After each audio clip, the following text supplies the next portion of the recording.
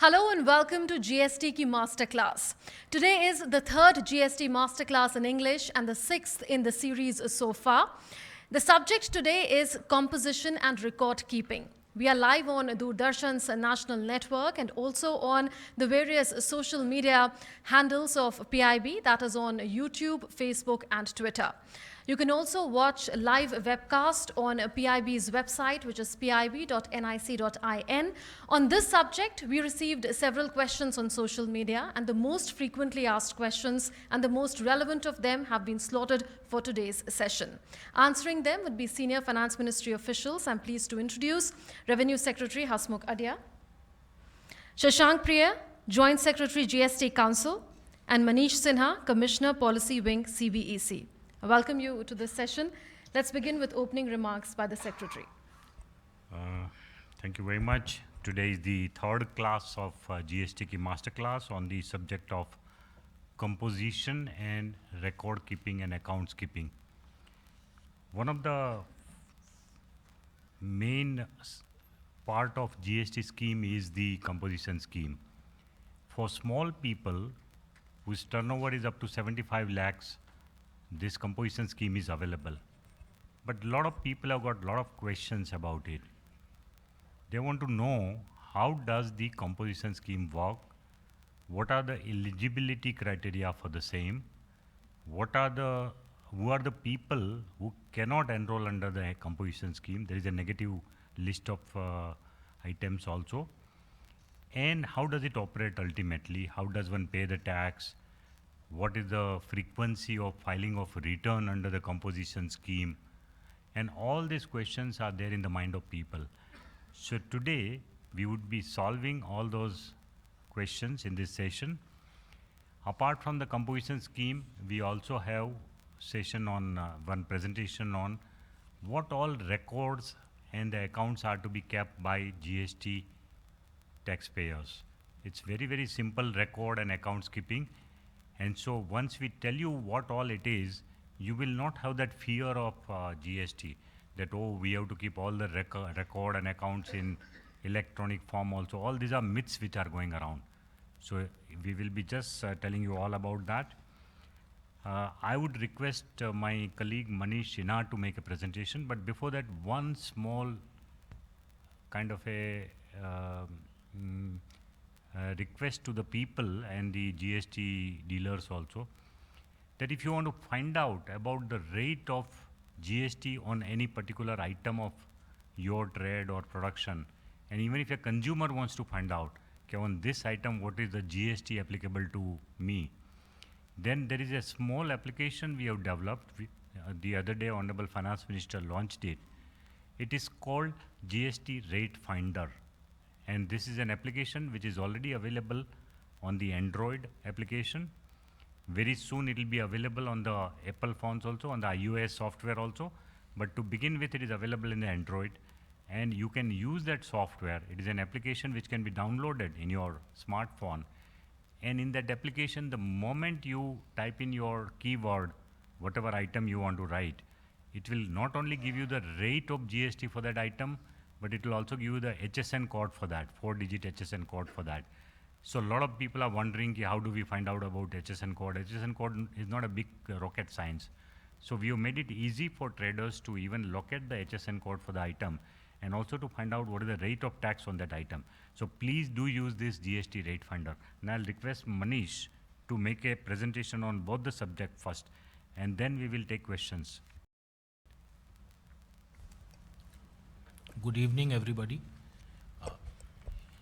GST for small taxpayers comes with a huge simplification measure which is provided by means of composition scheme.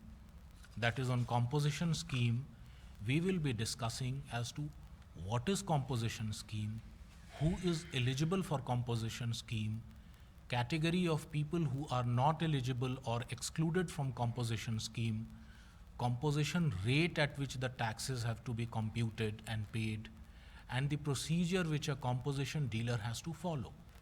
Similarly, in accounts and records, we will be going through what are the records which are to be maintained by a regular taxpayer, what are the records which are required to be maintained by a composition dealer, the period for which these records are to be maintained, can these records be maintained electronically as well as manually, and so on and so forth. We are hopeful that by the end of the session, we would have cleared all the doubts in your minds on both the subjects. Composition levy is essentially in the nature of a turnover levy at a small rate which applies to composition dealers. By nature, it being a turnover levy, it presents a few inherent advantages. The first advantage is that the rate at which it gets taxed on appearance is low, but I'll go into the details of how this rate does collect appropriate tax which needs to be collected. The procedure of compliance is hassle-free. The return is simple. The periodicity with which the return is to be filed or the taxes are to be paid is lesser than a regular taxpayer. The calculation of tax is based on turnover, and the return, as I explained, is quarterly.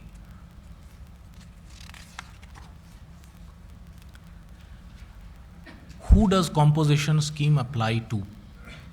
A composition scheme can be availed by a manufacturer, excluding a small category which I will shortly explain. It can be availed by a trader, and within the services, only service where it can be availed is a restaurant.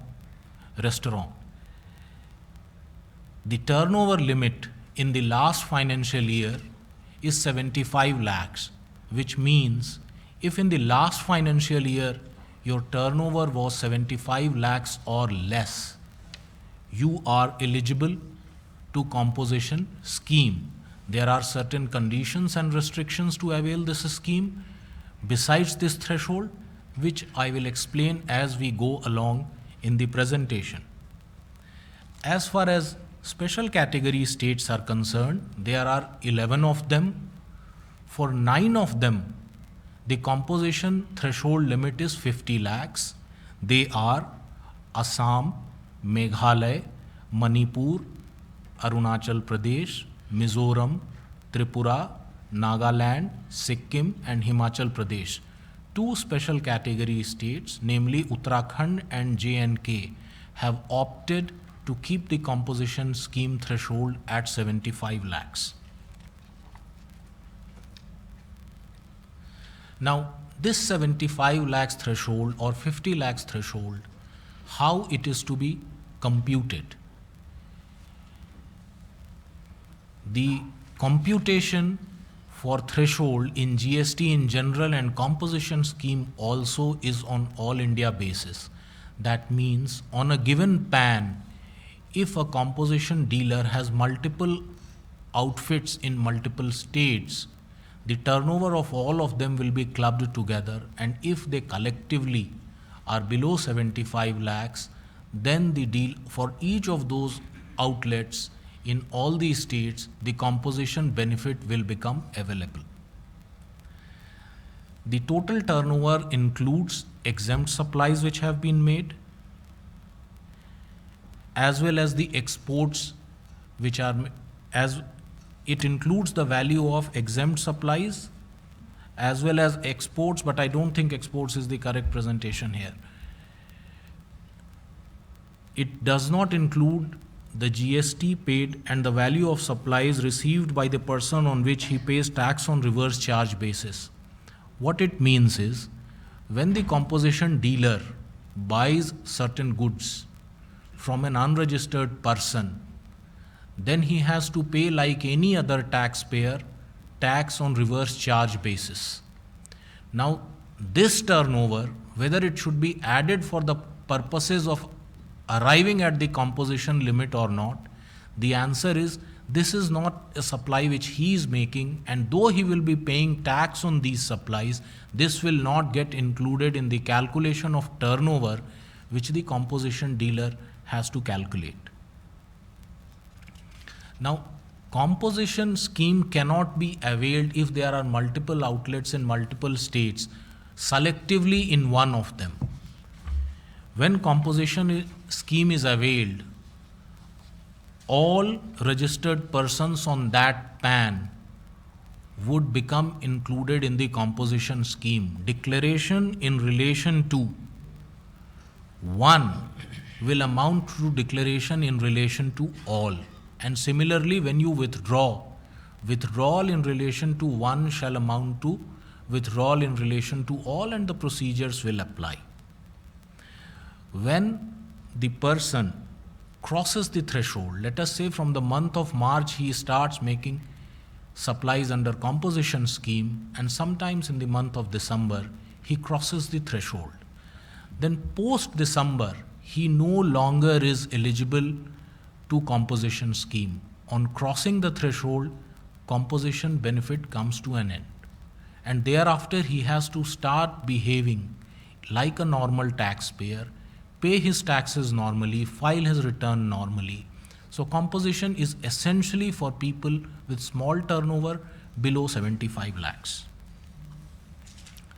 The next question is, how do composition taxes get calculated? What is the rate at which composition tax is to be paid? There are three categories, as I explained, to whom composition scheme is available: manufacturers, traders, and restaurants. Manufacturers would be paying tax at 2%, which is 1% SGST and 1% CGST. Traders will be paying tax at the rate of 1%, that means 0.5% SGST and 0.5% CGST. Restaurants will be paying tax at the rate of 5%, that is 2.5% SGST and 2.5% CGST. On the screen is an example of calculation of composition tax.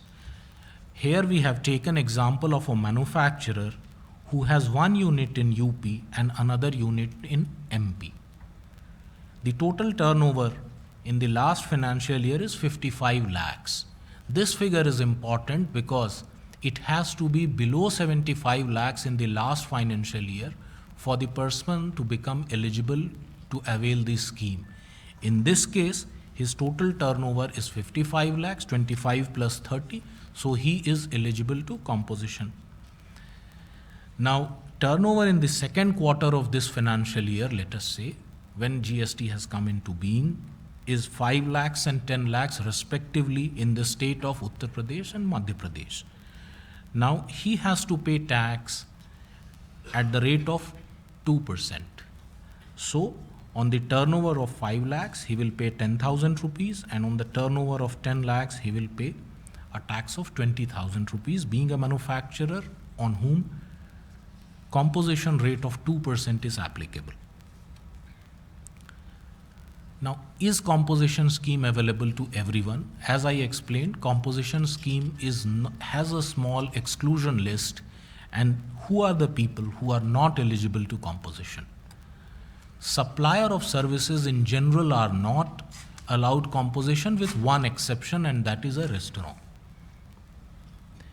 Any person, other categories are any person who makes supply of non-GST goods, irrespective of the volume of supply is made. If non-GST supply is made, a smallest amount of non-GST supply will make the person ineligible for composition scheme. Any person who's making interstate supply, that means supplies to other states, supplies to SEZ, exports, all such supplies which are interstate in nature, will make a dealer ineligible for composition scheme. Then supplies which attract tax collection at source. At present, when the procurement is made by the customer through e-commerce operator, where the payment is made through e-commerce, then such a dealer who's making the supply through such platform will not be eligible for composition scheme at present. But please note that TCS scheme has not been brought into operation. Section 50 and 51 of CGST have not been notified. At a later date, it will be notified, but this is a general precaution, and therefore I thought that it will be prudent to tell it here. Now, some of the manufacturers have also not been covered in the category of composition scheme. They are ice cream manufacturers, pan masala manufacturers, and any other product of tobacco and manufactured tobacco substitute. Ice cream has been kept in this list because ice cream can be readily manufactured at various places and has a very high value addition. Composition is also not available to a person who's a casual taxable person or a non-resident taxable person because they operate for a very short window of 3 months or 2 months when they visit to do the business. There are certain conditions and restrictions which have to be observed while availing the composition scheme. If at the time of availing composition scheme, there are goods which are purchased from unregistered person, the tax on such goods have to be paid. Second, a composition dealer is not eligible to take ITC input credit. Third, composition dealer, whenever he purchases any goods from an unregistered person, he has to pay tax on reverse charge, and that rate will be merit rate and not composition rate. When a composition dealer buys goods from another composition dealer, please note that this clause in relation to unregistered purchase from unregistered supplier does not apply because both the dealers are registered, and therefore forward charge will apply.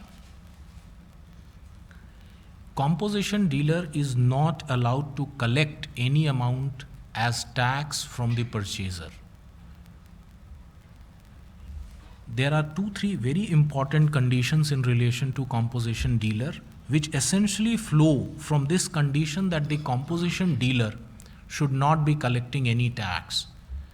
To protect the consumers, it is important that composition dealer declare that he is a composition taxable person and not eligible to tax on supplies. This is something which he has to declare on the board of his establishment so that the customer is aware. Similarly, when he makes the supply, the document which he issues is not a tax invoice. That document is called bill of supply. Bill of supply will not show the tax element. Bill of supply will only show the total consideration which he is collecting from you. That means if under composition scheme you are buying a pen which is worth 100 rupees, then he will not show the breakup as to what is the value, what is the tax, which under normal circumstances from a non-composition dealer, when you get an invoice, you clearly see what is CGST, what is SGST.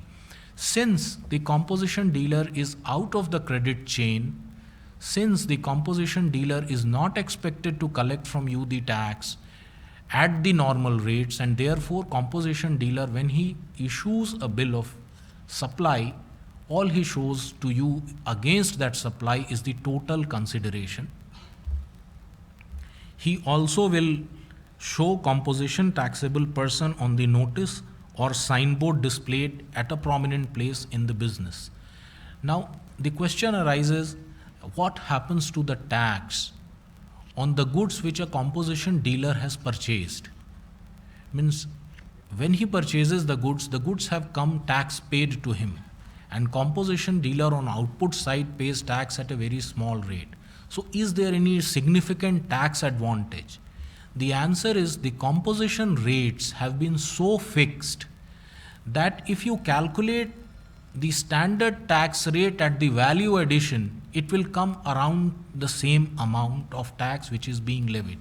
That is to say, for trader, if you calculated the tax payment, if he has purchased tax paid goods, his value addition and profit, and you applied the normal standard tax rate of GST, you will find that the cash component which he would have paid would have been around 1%.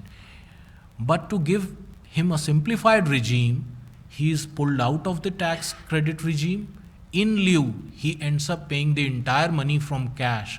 Therefore, as far as tax collection is concerned, composition dealers' tax payments are pretty much close to a regular dealer. Minor variations can be there because this is a rounded off rate for all commodities. And from this also flows another significant advantage which a composition dealer has, and that is he does not have to classify each of his supplies in terms of HSN. He has to apply one rate for all commodity, and therefore the classification and the rate which is segregated for each of the supplies in a large departmental store is something which he need not do, because he is likely to be somebody who's a small kirana store in your neighborhood or a mom and pop store. The next is, how do you avail of the composition scheme? It is very important to know that composition scheme is an option. You do not get composition scheme by default. You have to make an application for it online. So when do you make the application and within what time? There are different application forms which are online, and they have to filled in within the time stipulated in the law for you to become eligible for the composition scheme. The first category is a person who was already registered under VAT and Central Excise, and he has undergone migration. On the appointed day, he has got migrated, has received his PID. What does he do? He has to, composition section was notified on 22nd of June. Within 1 month, that is by 21st of July, he has to fill a form called CMP01. So please note, it is very important for all people eligible under composition scheme, if they wish to avail of composition scheme, please fill in this form CMP01 by 21st of July. And once you have filled this form, from what date you become eligible? It is not the date from which you have, on date on which you have filled the form. It is from the 1st of July itself you will become eligible for composition scheme. That means your supplies as of now can be under composition scheme. Now, when a person takes a new registration under GST, when does he opt for composition scheme? In part B of the intimation of registration form, there is a choice which he has to make. There he should put a tick mark when he is filling the registration form online, and thereafter he will become eligible for the composition scheme. If the application is filed within 30 days of becoming, within 30 days of crossing the threshold, or within 30 days when he wishes to take registration, his date of effective date of registration is the date on which he has filed the on which he has filed the application, and his composition eligibility also arises from the date on which the application was filed. That is also the effective date of registration. That is to say that composition becomes available not from the date on which the registration certificate is issued to you, but a prior date, which is the effective date as prescribed in the law. In any other case, let us say sometime around middle of the year or from next year onwards, you wish to avail of the composition scheme. Then within what time you should file the application? You should file the application in CMP 02 prior to the next financial year, and the stocks have to be declared 60 days thereafter, that is from the beginning of the financial year. You become then eligible from the beginning of the next financial year. Now coming to the returns which have to be filed in composition scheme. Under composition scheme, tax payment and return filing both are quarterly. That's a simplification measure for people opting for composition scheme, that you don't have to pay your taxes or file your return on a monthly basis. Between 11th to 18th of the next month, month of ending the quarter, that means July, August, September is first quarter, October 11th to 18th, you will file your composition return, and by 18th you will pay your taxes also on the turnover of that quarter. How do you opt out of the composition scheme? As it is an optional scheme, you will continue to be eligible to the scheme till you fulfill all the conditions which are prescribed for composition scheme. Yet, if your supplies are to manufacturers who want to take credit and you want to come out of the composition scheme and join the SENVAT credit chain, then you have to again apply the form which has to be filled for coming out of the composition scheme is CMP 04. Now, coming to composition return. Composition return is very simple in nature, and it essentially pulls out of the equation two important things. One is input and output credits. Since you are not part of the credit mechanism, therefore, you don't have to maintain credit related accounts. Similarly, a manufacturer will maintain account in relation to input stocks when it is issued for manufacturing. But a composition dealer does not have to maintain detailed accounts of internal issues and consumptions. He only has to maintain a general account of inputs which are coming and the outputs which are going out, and the turnover and the taxes which are required to be paid. More detail of this I will explain now under the second part of this presentation, that is in relation to accounts and records. Under GST, what are the accounts and records which are required to be maintained? The first thing which I would like to say here is GST allows you to maintain very simple accounts and records. Do not fear the record which are required to be maintained. Most of these you will require to maintain to do your normal business. To do your business, whatever record you maintain, somewhat similar records have been prescribed under GST, and for composition scheme, simplified records can be maintained. The second thing is you need not maintain all your records electronically only. You are well within your right to maintain your accounts manually so long as your registers are serially numbered, which anyway most of the businesses do maintain registers in serial number. Section 35 deals with maintenance of accounts and records. A registered person, that is a dealer who's under GST, is required to maintain record and account of inward purchases, then production or manufacture of goods, the stocks issued inside the factory, then stocks which are lost within the factory because of various kinds of losses which may take place. Then, since a normal taxpayer will avail of the credit account has to be maintained of all the inputs which have come, credit of input services as well as credit of capital goods.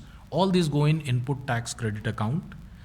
Then on the supplies which are being made, that is outward output supplies, what is the total tax liability? That account has to be maintained, which you also will need to calculate to discharge your tax liability.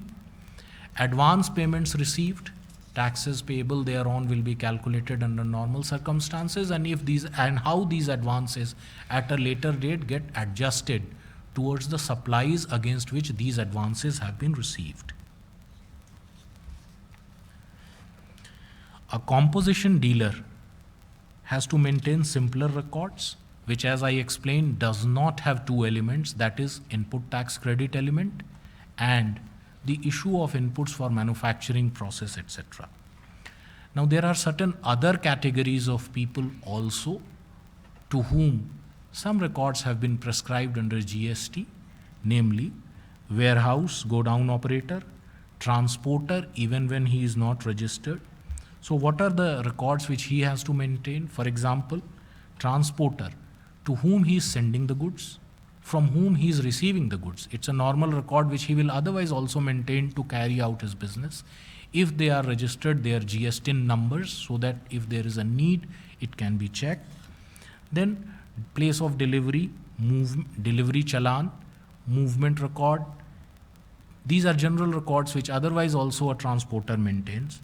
Now, an agent to a principal is also required to maintain record of the receipts and supply which he makes on behalf of the principal, and the record of authorization, which means that if an agent is an agent of multiple principal, he will need to maintain accounts principal wise so that it can be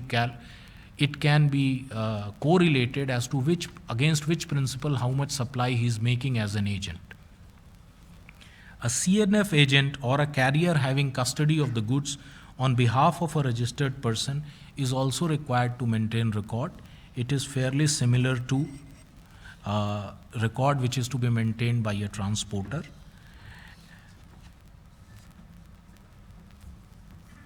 As I have already explained, it is not necessary that you maintain your account electronically. You can maintain your account manually also. Records in relation, if you have multiple business premises, then record in relation to each of the business premises has to be kept at individual business premises. But if this presents problem for you, an easier option is these records, which can also be maintained electronically, should have access to the electronic record from various places of business, and therefore it becomes that much easier if you are opting for electronic record keeping, if you have multiple business premises, large operation. So long as the access to the record is available from each of the account, you would be considered to have satisfied this condition of record being maintained at each places individually. Now, how long should you maintain this record?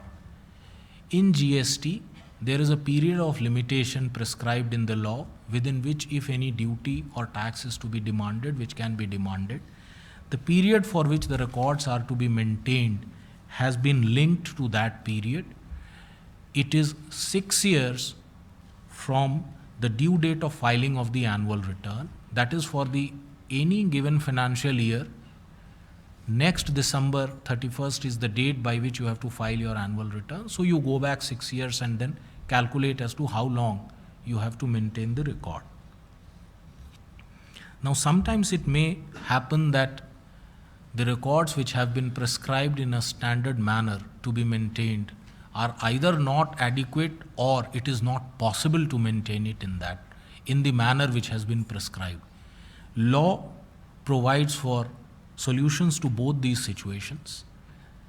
The commissioners in the state have been empowered, as well as the central CGST commissioners, that should there be a need, they can prescribe additional records which are required to be maintained by a dealer. And also, if certain relaxations are required to be given, law provides that if you find that the current record maintenance regime prescribed is not adequate, is proving to be cumbersome, relaxation can be provided. Now, as far as works contract is concerned, works contract record is required to be maintained for each of the works contract. That is, how much of inputs you have received, how much of works contract you are doing, what is your output in relation to each of the works contract, and what are the payments which you have received in relation to each of the works contract. As it applies to all tax laws, if the records which you are maintaining have to be produced to the tax officer if it is so demanded. Otherwise, it is enough to maintain the record with yourself. Now, if your turnover crosses 2 crores, then you have to get your account audited by a chartered accountant, and a reconciliation statement in the form of annual return is also required to be filed, which is basically reconciliation between your financial records and the tax returns which you have filed.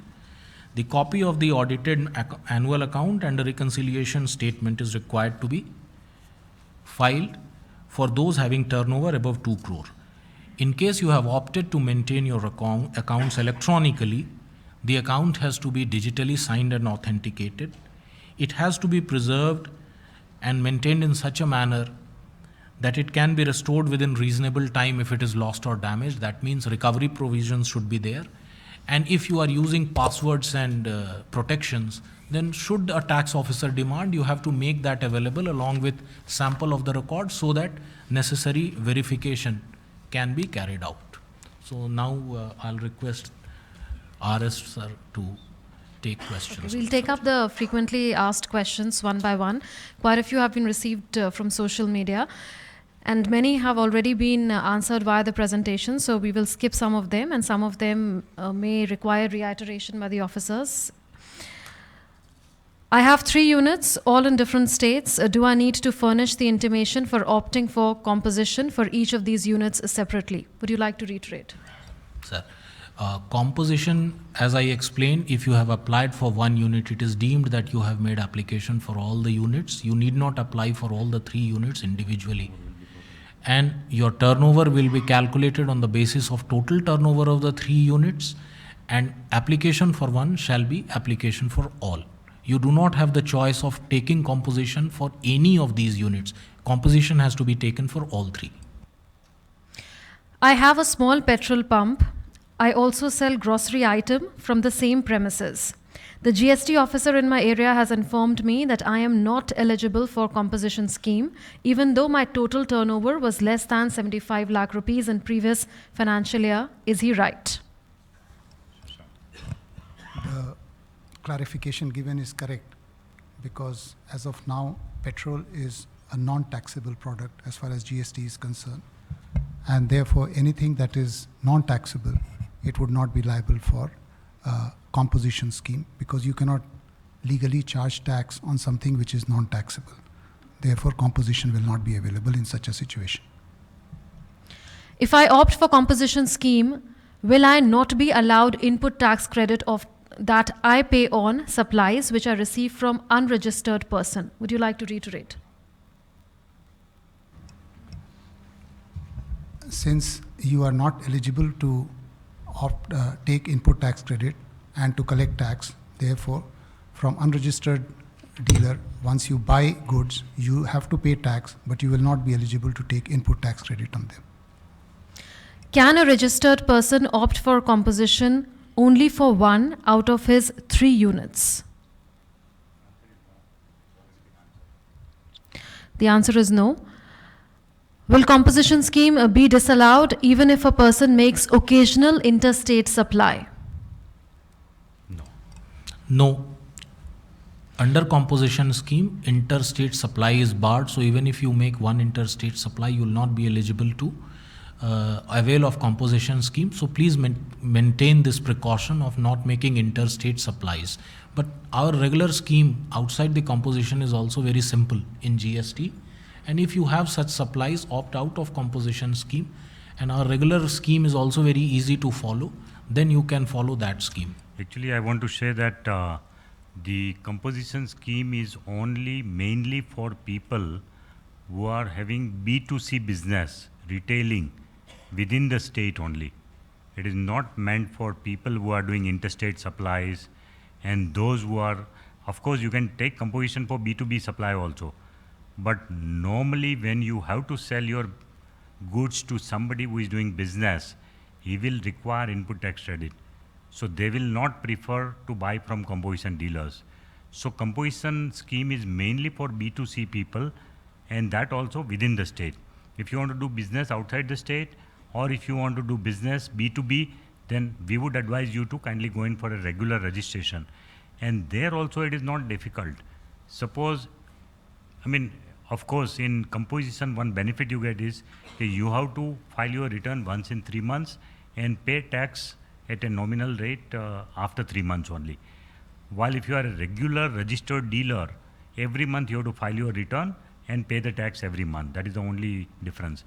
But in case of B2C dealers whose turnover is above 75 lakhs and who are regularly registered under GST, there also the B2C dealers don't have to give item-wise, invoice-wise detail in the return.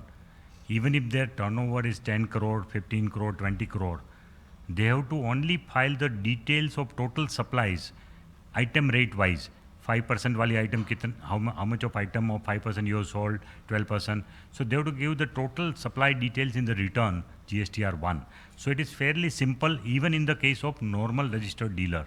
So one can always opt for a regular scheme rather than composition. You've just answered the next question, that can a registered person who buys from a person under composition levy claim input tax credit of composition tax? You've just said he can't. A registered taxable person was paying tax under composition rate up to 30th November. However, with effect from 1st December 2017, he becomes liable to pay tax under regular scheme. Is he eligible for input tax credit? You want to give? Or you want to give? Okay. See, once he comes out of composition scheme, thereafter he will become eligible, but not for the period during which he was within the composition scheme. Once he comes out of the composition scheme, he has to file a declaration of the stock, and the inputs contained therein will be, there is a procedure by which you can, on that much of stock, because those will be used for making supplies post coming out of the composition scheme, to that extent credit will become available. Again, And I would like to expand on this. Whenever, suppose you think that your turnover will be below 75 lakhs per annum, you start with a composition scheme, but you find that by December, 75 lakhs you already reached. So as soon as you reach 75 lakhs, immediately you have to opt for a regular scheme. And then you have to go in for that. At that time, this transition is being allowed. So any stock which is left unsold as on the date of transition to regular registration, you can take input tax credit for that. The second thing, which again very important point, is that anybody, if he registers to begin with as a regular registered person, in between he thinks that no, my turnover is going to be less than 75 lakhs. So during the year he cannot opt for a composition. He will have to wait till the year is over. He can opt for composition only in the next year. So once you are registered, halfway through the year, if you find that you are probably going to be eligible for composition, so you can't change your option middle of the year. You have to wait for 1st of April to come, and then you can opt for that scheme. Okay.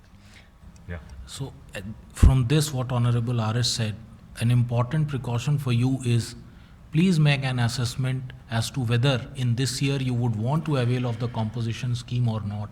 And if you so wish, please apply for composition scheme if you are a migrated dealer by 21st of July. I am a job worker. Am I eligible for compensation scheme? Yes. Job work under GST is a provision of service. Service providers are not eligible for composition scheme except restaurants. Therefore, if you are a job worker, you will not be able to take In fact, composition no scheme. service provider other than restaurant are eligible under the composition scheme. So if you are a professional, if you are having consultancy income, then about 20 lakhs, you have to register as a regular taxpayer. Service tax, in case of service tax, composition scheme is not applicable except in case of restaurant. So it's related to restaurant, the next one, though it has been answered already in the presentation. I run a restaurant. I also manufacture ice cream in small quantity. Am I eligible for compensation scheme? No. The answer is no. Let's move on to some questions that have come from Twitter specifically. And they are that if we have stock on 30th June, which is purchased from another state, can we opt for composition in GST after paying GST? As of now, no. Unfortunately, the provision of the rule is made in such a way that if you've got a stock which is lying with you, which is bought from interstate purchase, because you have only paid CST on it. So because your stock is not tax paid, you cannot opt for composition as per the present rules. Saurabh has asked on Twitter, when can we apply for enrollment into compensation scheme for dealers? When will link for compensation scheme start working on registrations? Would you like to reiterate? It is already on.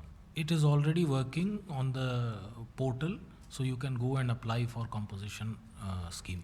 Those people who have transited, they should invariably do it by 22nd of July, because the scheme was notified on 22nd of June.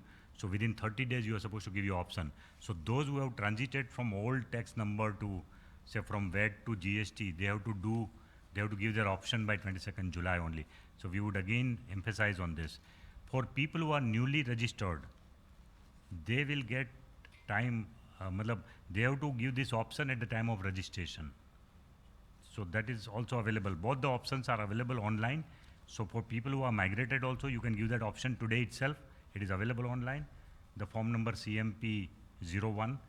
And for newly registered people, it is already a part of the form. So that there itself you have to tick mark that I want to go for composition. Ram Kishore Sharma has asked on Twitter, I am a composition dealer. Do I have to pay 1% tax even on GST exempt items? Composition actually is payable on total turnover. It does not make a distinction between what is the nature of your supply, whether it is exempt, whether it is taxed at 12% or 18%. Exempt supplies, goods which are otherwise exempt, even if supplied under composition scheme, will form part of total turnover on which composition tax will be calculated. I wish to avail compensation scheme. However, I have so far not been able to furnish the intimation. Can I make a supply? Yes, you can make a supply, but so long as you file your intimation for composition scheme within the stipulated date, during this period also you will issue bill of supply. There's a related question. Once I opt for compensation scheme, will I be required to file intimation every year? This has been covered in the presentation though. No. But would you like to Continues. reiterate? No. You become eligible for composition and thereafter you continue to be in the scheme so long as you fulfill all the conditions which are prescribed in the law for the same. I have migrated to GST. I wish to opt for compensation scheme. I have certain input tax credit in my VAT return. What will happen to such input tax credit? The trader has migrated to GST and he had certain input tax credit in his VAT return. He wants to know what will happen to such ITC. He wants to opt for the composition scheme. No. Since in composition you are outside the credit chain, therefore any credit which was there in your account will also lapse. Some questions have come in on social media on accounts and records. Is it necessary to maintain all records electronically in GST? You've answered that. Would you like to reiterate? You can maintain your accounts manually also if it is convenient to you. The registers should be serially numbered. That's the only requirement prescribed in the law. Do transporter or clearing and forwarding agents or warehouse keepers who are not registered under GST require to maintain any records? Yes, there are certain basic records which have been prescribed, which I explained during the presentation. It is basically where the goods are coming from, where the goods are going, registration number of them, and when the goods have come and when the goods have gone. It is basically to complete this picture, certain records have been prescribed, which are otherwise also maintained by any transporter or warehouse keeper to run his business efficiently. How long are the records required to be preserved under GST? Would you like to reiterate? 6 years is the time from the annual return. One particular situation which is a proviso is that if there is a litigation on a particular kind of issue, then records relating to those have to be maintained till the litigation is going on.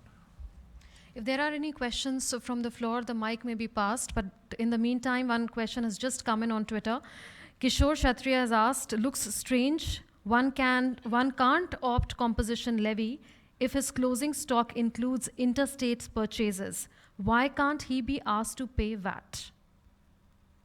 I explained this could have been done, but the rules have already been formulated, which says you can't do it. We'll see if in future we can change the rule and do something about it. But this is one issue which has come to my notice, wherein the prohibition is there. It could have been made possible that subject to payment of tax on goods purchased on interstate, we could have made them eligible, but we'll look into it. Any questions from the floor? YouTuber and bloggers earn money from the blog and YouTubes on advertisement. Google pay it from Singapore in US dollar. Is it under GST?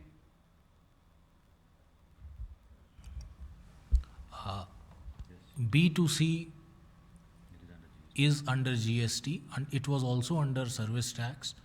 When you I'm presuming that you are suggesting that you are downloading contents from internet, which is B2C. No, I'll explain. And that is... I understand his question. What you are saying is, suppose an Indian person gives advertisement on the website of these global companies, then what happens? Because they don't have a place of business here. But under the GST law, we have made it mandatory for them also to pay taxes on this, you know. So they will have to, even in case of B2C, of course, advertisement is normally given by B2B people. So in case of B2B in reverse charge, they can pay. But even in case of B2C, we have mandated that they should keep a representative in India who will make all this payment of taxes. So on items which are downloadable, on which they are charging, there would be GST on that. Okay? Any other question from the floor? But in Google India, this is on AdSense. If I want to advertise on Google or YouTube, I would pay to Google India, and that is also included in service tax or GST, and they pay to government. But an advertisement, if I earn from the YouTube advertisement, Google directly pay in US dollar to my account, not to the Indian service recipients. Talking about some complicated case. The idea is that one-time tax will apply. There is two transactions, sir, in this two case. different transactions. Then you are talking about something else. You will have to give us all the details. Then only we can respond to it. You can send us your detailed question along with facts on the mail. We will respond to you formally. Okay. If there But are the any GST is not applicable for the registration purpose. Turnover is 20 lakh, below 20. The kind of transaction you are mentioning is complicated. We'll have to understand before we give reaction to that. Okay. Okay? Sir, you mentioned that one has to keep the records for 6 years. Suppose a person, his document get destroyed or he lost the document, then what will happen?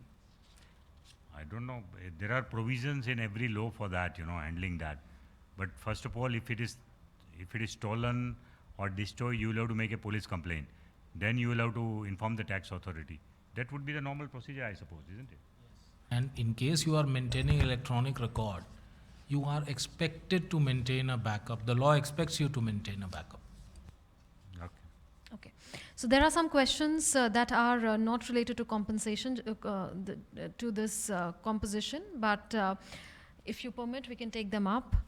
One is that input tax credit in case of jewelry sector where the GST is at 3%, how could the same be calculated where documents are mostly unavailable? Documents are unavailable.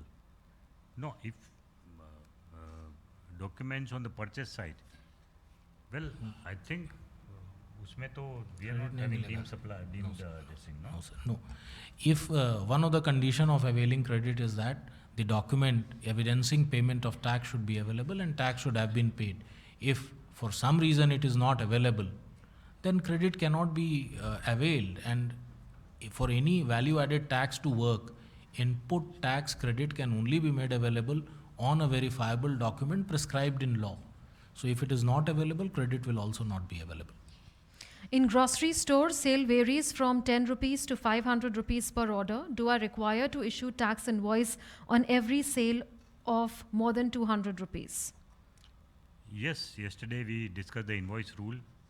If it is more than 200 rupees, then you have to, and if you are not a composition dealer, if you are having a grocery store, then and not in the composition scheme, so your turnover is more than 75 lakhs, then you are supposed to give a bill of invoice, not the bill of supply, but invoice. And invoice has to have the detail of CGST, SGST for every item above 200 rupees. And even below 200 rupees, if the customer insists, then you have to give a bill. Okay? If I am dealing in non-taxable items with interstate supply, then I have to be registered or not? Interstate supply, there has to be registration. Yes, yes. For making any interstate supply, you have to be registered. But if you are dealing only in non-taxable goods, then no. Suppose if you are dealing only in wheat or rice, on which there is no tax, or you are supplying milk all over the country, milk also there is no tax, then of course you don't have to take registration, right? Correct. Same will apply for goods which are outside the Outside GST. GST, so if you are only doing the trade of petrol and diesel, which are not part of GST, then you don't have to take GST registration. Abhay Verma has asked on Twitter, can an employee who is not registered as authorized signatory sign the tax invoice under GST? If not, how to include? It is only the authorized signatory who has to sign.